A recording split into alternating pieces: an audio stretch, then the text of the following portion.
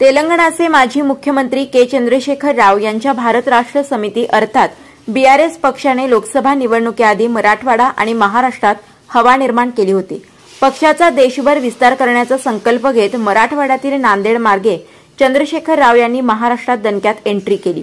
अब की बार किसान सरकार ही घोषणा आणि शेतकऱ्यांसाठी त्यांनी तेलंगणात राबवलेल्या योजनांनी अनेक राजकीय पक्षातील पदाधिकारी आजी-माजी नेत्यांना भुरळ घातली।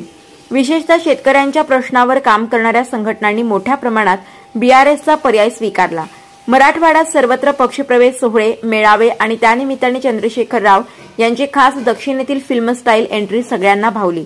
पण हे घोंगावत आलेले गुलाबी वादळ ज्या वेगाने आले त्यापेक्षा दुप्पट वेगाने शमले। स्वतःच्याच राज्यात सत्ता गमावल्यामुळे चंद्रशेखर राव व त्यांचा पक्ष खचला, एवढा की ते त्यातून बाहेरच पडू शकले नाहीत। त्यामुळे लोकसभा निवडणुकीत हा पक्ष कुठेच दिसला नाही।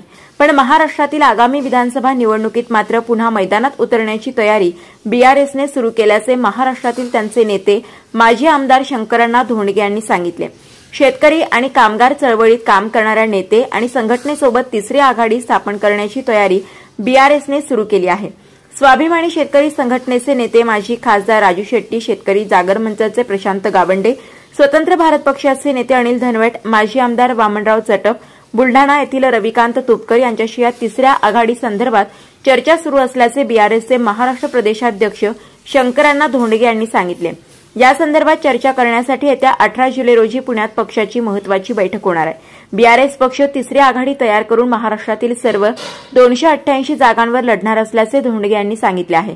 राज्यातील आधीच्या महाविकास आघाडी आणि आताच्या महायुती सरकारच्या कारभाराला जनता कंटाळली आहे। त्यांना सक्षम पर्याय आम्ही तिसऱ्या आघाडीच्या माध्यमातून देण्याचा प्रयत्न करणार आहोत। निश्चितच आम्हाला लोकांचा प्रतिसाद मिळेल असा दावाही धोंडगे यांनी केला आहे।